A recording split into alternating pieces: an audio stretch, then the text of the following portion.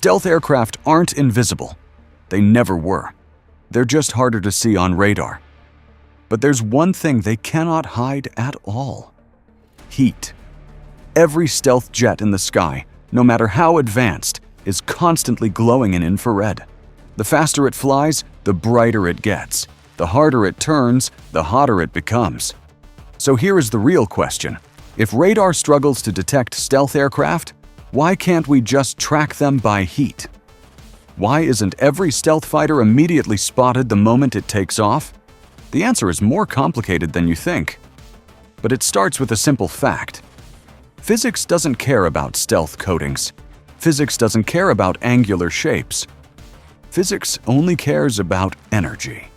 Let me explain. When people talk about stealth, they imagine invisibility. They see the F-35 Lightning II or the F-22 Raptor and think these machines have somehow disappeared from the battlefield. And yes, stealth technology is extremely effective, but only against one specific type of detection: radar. Radar works by sending out radio waves. Those waves hit an object and bounce back. The bigger the return, the easier the detection. Stealth aircraft are designed to scatter those waves or absorb them. That's why they have sharp angles. That's why they have special coatings. That's why they carry weapons inside. All of that reduces the radar cross-section, sometimes to the size of a marble or a small bird. But heat is different. Heat doesn't bounce. Heat doesn't scatter.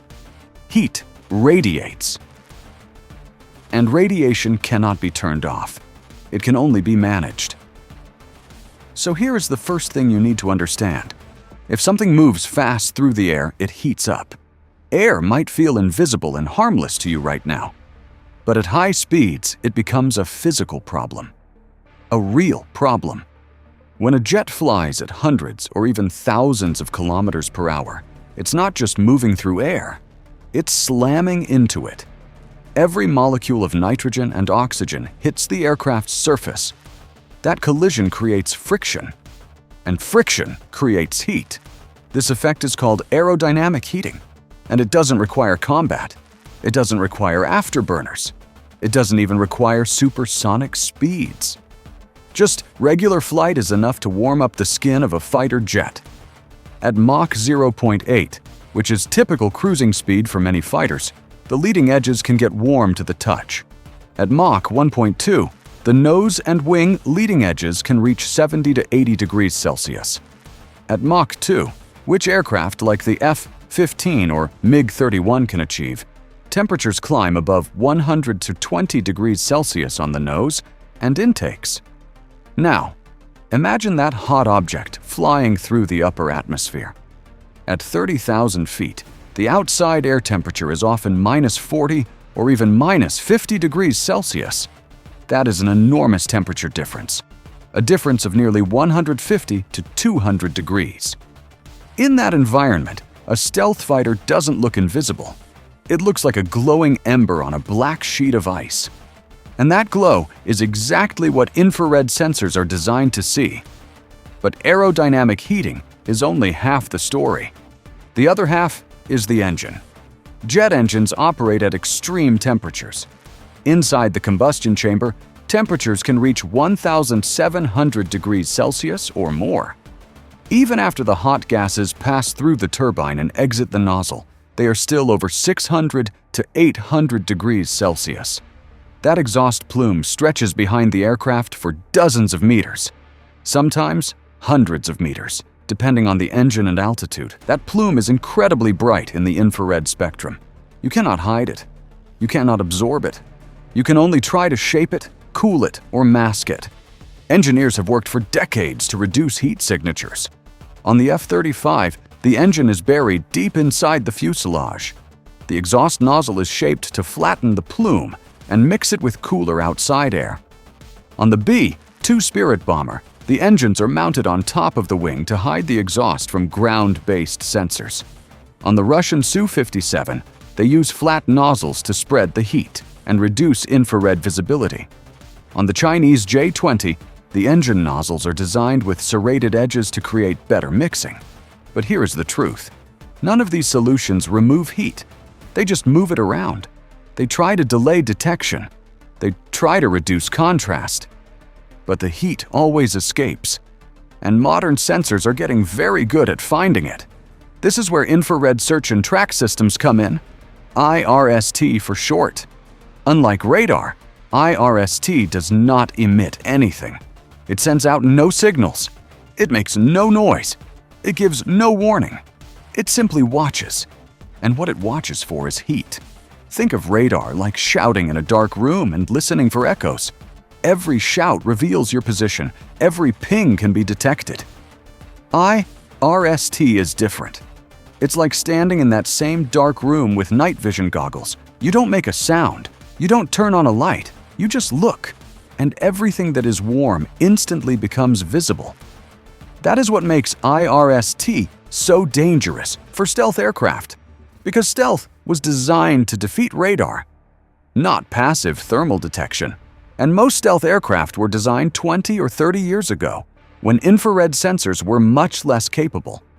Today, IRST systems have improved dramatically. Take the Eurofighter Typhoon's Pirate IRST. It can detect a non-afterburning fighter from over 50 kilometers away.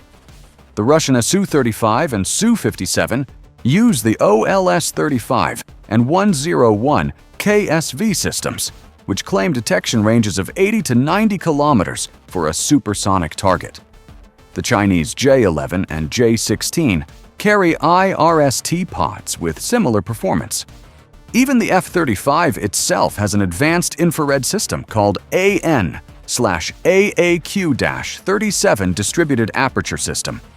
It uses 6 cameras mounted around the aircraft to give a full sphere of thermal vision. That system can detect incoming missiles, ground targets, and other aircraft without ever using radar. So if stealth fighters are so visible in infrared, why aren't they useless? Why do countries still spend billions on stealth? Because detection is not the same as targeting.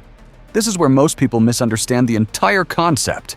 Just because you see a heat source on your IRST screen does not mean you can shoot it down. Infrared sensors give you direction, they give you rough distance, but they don't give you precision targeting data like radar does.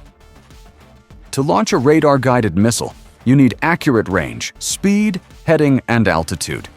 IRST alone struggles with that, especially in bad weather through clouds or at long range. And even infrared-guided missiles like the AIM-9X or the Russian R-74 still need to get close enough to lock onto the target's heat signature. Stealth aircraft can use that gap. They can reduce their heat signature just enough to shrink the detection range. They can fly at lower speeds to reduce aerodynamic heating. They can use electronic warfare to confuse infrared sensors. They can fly at night or in cold weather to blend in with the background. And most importantly, they don't have to stay in the danger zone for long. Modern air combat is about time. A few seconds of delayed detection can be the difference between launching first and being launched upon. Stealth gives you those seconds, not invincibility, just time. But there is another layer to this problem, and it's the one that changes everything. Modern aircraft don't rely on a single sensor anymore. They combine everything: radar, infrared, electronic signals, even visual data. All of that information is fused together into a single picture. This is called sensor fusion, and it makes the old debates about radar versus infrared almost irrelevant. Here is why. A stealth aircraft might have a tiny radar cross-section. It might also have a reduced infrared signature, but it still has both signatures. A modern air defense system can take a weak radar return and a weak heat signature and cross-reference them. Alone, neither is enough for a confident target lock. Together, they create a clear picture. Add in electronic emissions from the aircraft's own radar or data link, and the picture becomes even clearer. That is the future of detection. Not one super sensor, many small sensors working together. And that is also why non-stealth aircraft like the F-15EX still exist. They are not invisible. They are not trying to be. They are designed to carry massive amounts of weapons while stealth aircraft do the close-in work. The F-35 finds the target. The F-15EX launches the missiles from a safer distance. That system works because stealth doesn't have to be perfect. It just has to be good enough to get close enough. So let's go back to the original question. If stealth aircraft glow in infrared, why can't we always track them? The answer is complicated, but it comes down to three things. First, heat can be managed, not eliminated, but reduced. Special coatings, engine placement, exhaust mixing, and flight profiles all help shrink the infrared signature. Second, infrared sensors have limitations. They struggle in clouds, rain, fog, and extreme humidity. They cannot see through thick smoke or dust. They have shorter range than radar, especially against small targets, and they still need help to guide weapons accurately. Third, modern air combat is a game of systems, not single platforms. Stealth aircraft are part of a larger network. They don't fight alone. They share data. They jam enemies. They deceive sensors. And they strike before the enemy can get a clean lock. None of this means stealth is perfect. None of this means stealth is dead. But it does mean that stealth alone is no longer enough. The real truth is this: stealth didn't make aircraft invisible. It just made them harder to find. And in modern air combat, that difference still matters. Because even a few extra seconds of invisibility can decide the outcome of a fight. A few seconds to launch, a few seconds to turn, a few seconds to escape. That is why the F-35 is still being built. That is why the B-21 Raider is on the way. That is why Russia and China continue to develop their own stealth programs, because everyone knows that radar is not the only game in town anymore. But they also know that reducing your signature across multiple spectrums gives you an advantage. A small advantage, sometimes a tiny advantage. But in combat, tiny advantages add up. So the next time someone tells you stealth is dead because infrared exists, remember this. Infrared has existed for decades. Heat-seeking missiles have been around since the 1950s. And yet stealth aircraft have become more common, not less.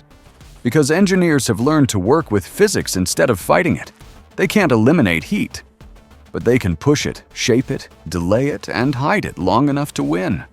And that is what modern air combat is really about. Not perfection, not invisibility. Just enough of an edge to win the engagement before the enemy can react. If you want more real explanations like this, no hype, just physics and military technology broken down into clear ideas, make sure to subscribe. And tell me in the comments, is stealth overrated today? Or is it still the future of air combat?